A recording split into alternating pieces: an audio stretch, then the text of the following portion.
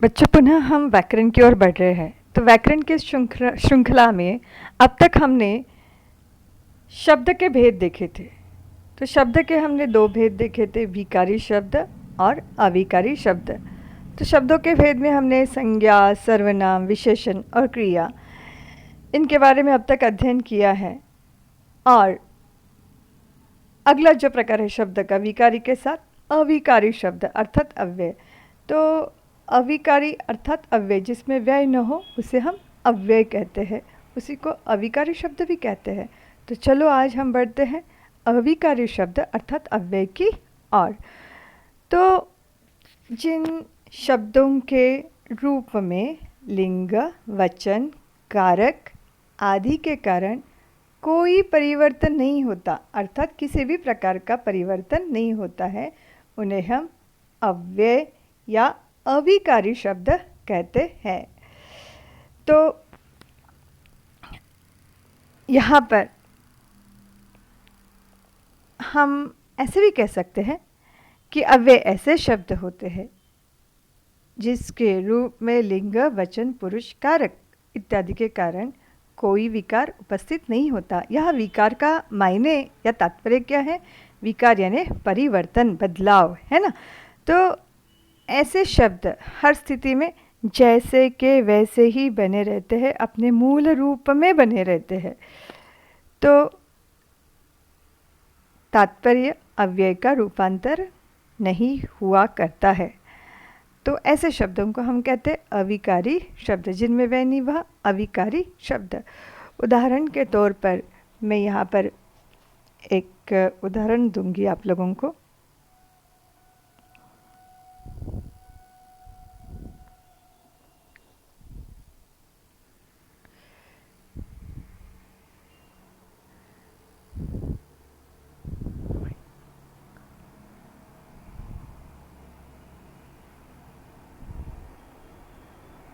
हाँ, तो जैसे कि आप लोगों को पता है, दो उदाहरण देती हूँ मैं, दो वाक्य लेती हूँ उदाहरण के लिए। जैसे लड़का खेलता है, ठीक है, और दूसरा है लड़की खेलती है।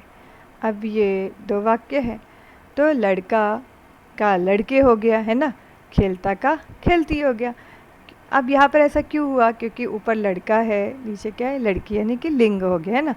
तो लड़का खेलता है, बराबर है, लड़की खेलती है, किंतु उसमें एक जो आखिरी शब्द है, लड़का खेलता है, लड़की खेलती है, किंतु है जो है अंत में जो शब्द है उसमें किसी भी प्रकार का परिवर्तन नहीं आया हुआ है। ऐसे कई ऐसे शब्द होते हैं, है ना, जहाँ पर किसी भी प्रकार का बदलाव नहीं होता है। उदाहरण के तौर पे ऐसे शब्द जैसे कि जब, तब, अभी, उधर, वहाँ, इधर, कब, क्यों, वह, आह, ठीक, अरे आदि शब्द, है ना। तो अभी हम देखेंगे क्रिया विशेषण अव्यय। जैसे कि देखा जाए अव्यय के जो प्रकार होते हैं, यहाँ पर तो बहुत ज़्यादा दिए गए हैं, किंतु हम सारों को नहीं देखेंगे। हमें देखना है क्रिया विशेषण अव्यय, संबंध सूचक अव्यय, समुच्चय बोधक अव्यय और विस्मयादि बोधक अव्यय, ठीक है। तो सर्वप्रथम हम देखेंगे क्रिया विशेषण अव्यय। तो यहाँ पर आप लोगों को मैं दिखा दूँ, यहाँ पर अव्यय के जो भेद है वो इस प्रकार से है। हाँ, क्रिया विशेषण अव्यय, संबंध बोधक अव्यय, समुच्चय बोधक अव्यय और विस्मयादि बोधक अव्यय। तो हमारा जो स्टेट बोर्ड है उसके मुताबिक इन चार अव्यय के प्रकार हमें अध्ययन करने हैं। तो उसमें से जो पहला जो है वह है क्रिया विशेषण अव्यय। तो क्रिया विशेषण अव्यय जो होता है, तो किसे कहते हैं क्रिया विशेषण अव्यय? जिन शब्दों से क्रिया विशेषण या दूसरे क्रिया विशेषण की विशेषता प्रकट हो, तब हम उसे कहते हैं क्रिया विशेषण अव्यय, ठीक है। तो अर्थात जो शब्द क्रिया की विशेषता दिखाता है, विशेषता बताता है, तो हम उसे बोलते हैं क्रिया विशेषण अव्यय। जैसे बारिश धीरे धीरे गिरती है, कैसे गिरती है? धीरे धीरे, ठीक है। तो गिरने की विशेषता क्या है? धीरे धीरे, आई वजन में, ये विशेषता हो गया, तो उसी को बोलेंगे हम क्रिया विशेषण अव्यय। तो जो शब्द क्रिया की विशेषता बतलाते हैं, बारिश धीरे धीरे गिरती है, गिरना क्या है? क्रिया, और क्रिया की विशेषता कैसी है? कैसे गिरती है? धीरे धीरे। तो फिर धीरे धीरे क्या हो गया? क्रिया विशेषण अव्यय। अभी जैसे हमारे इसमें ये उदाहरण दिया गया है, राम धीरे धीरे टहलता है, राम वहाँ टहलता है, राम अभी टहलता है। तो अभी तीनों में जो क्रिया है वो कौन सी है? सबसे पहले हमें देखनी पड़ेगी, बराबर है ना? तो क्रिया कौन सी है? टहलना, बराबर है। देखो यहाँ पर भी, यहाँ पर भी और यहाँ पर भी, तीनों में क्रिया कौन सी है? टहलना, ठीक है। अब कैसे टहलता? कैसे टहलता? टहलना यानी घूमना, है ना? कैसे टहलता है? तो पहले में धीरे धीरे टहलता है, फिर दूसरे में क्या है? वहाँ टहलता है, तीसरे में अभी टहलता है। तो धीरे धीरे, वहाँ, अभी, ये उसके बारे में क्या होगी? है एक विशेषता, क्रिया के बारे में विशेष बात बताई गई है। तो ये क्रिया विशेषण अविकारी विशेषण भी कहलाते हैं, क्योंकि इसमें कोई परिवर्तन नहीं आता, इसलिए अविकारी। आई बात ध्यान में? तो वह बहुत धीरे चलता है, इस वाक्य में बहुत, यह क्या है? क्रिया विशेषण है, क्योंकि यह दूसरे क्रिया विशेषण धीरे की विशेषता बता रहा है। अब इसके पश्चात हम अगला प्रकार देखेंगे। तो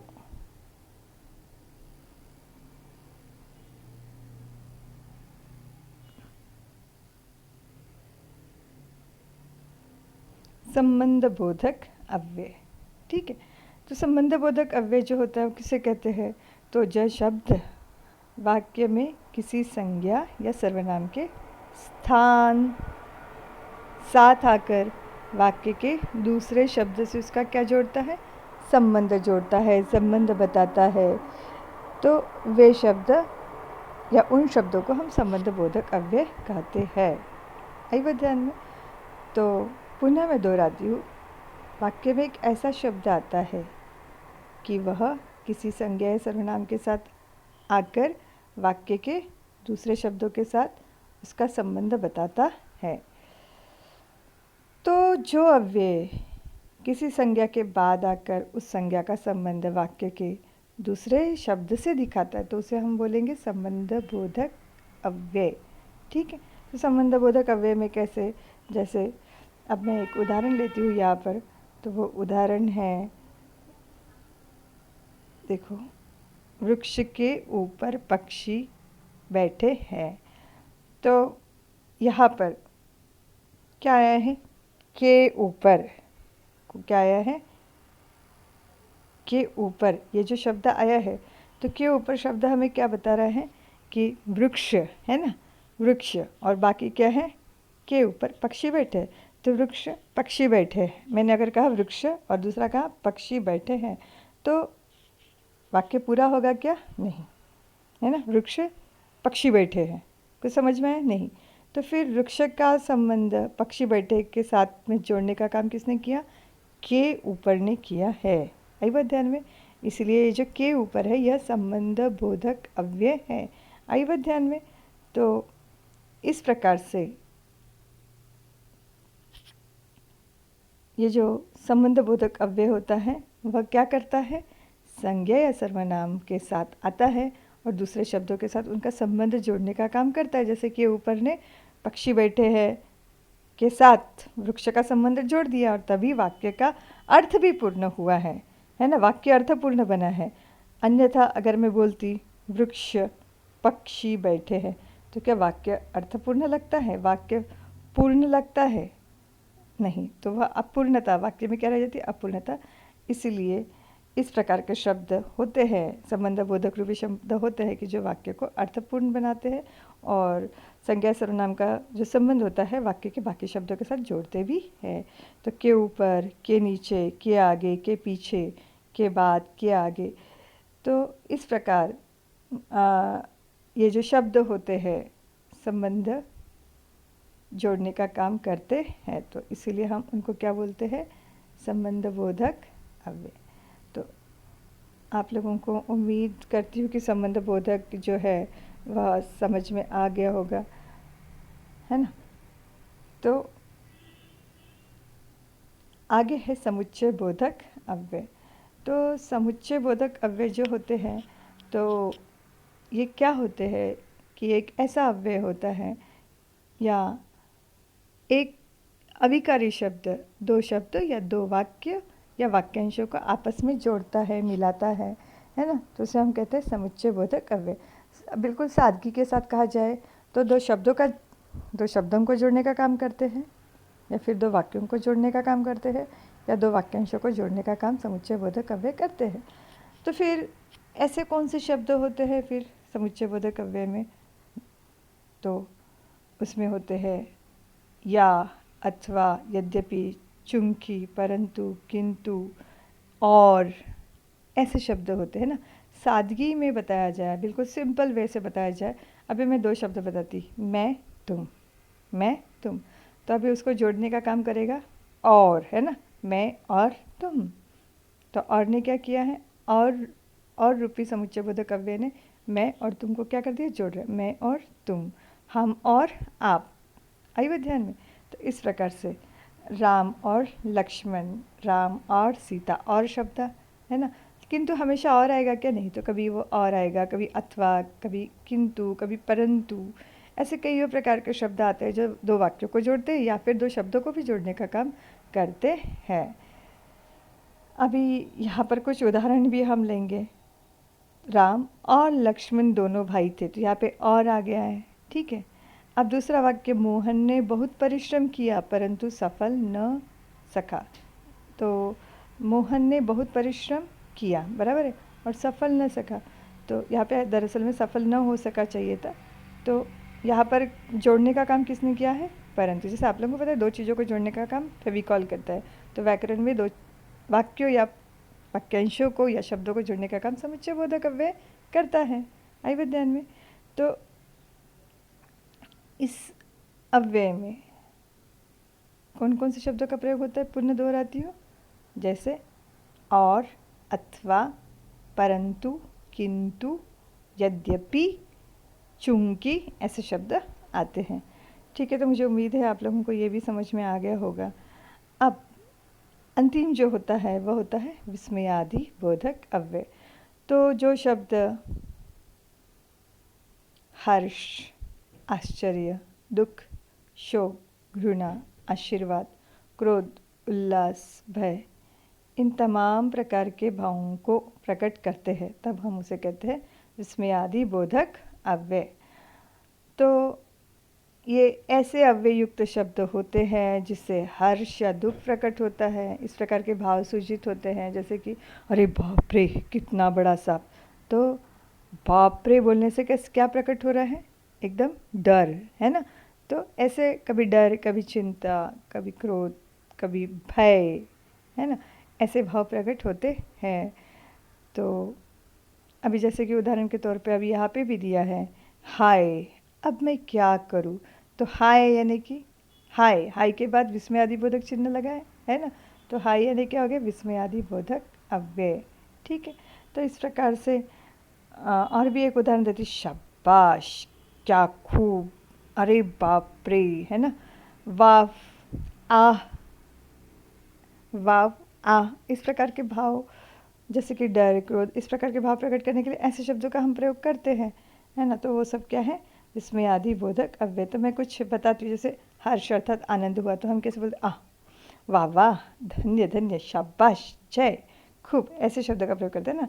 जब शोक अर्थात दुख हो जाता, आह, उफ, हा हा, आह, हाय, इस प्रकार के शब्द हम शोक प्रकट करते हैं। आश्चर्य जब होता है तो वाह, ए, क्या, ओहो, अरे, ऐसे शब्द प्रयोग करते हैं।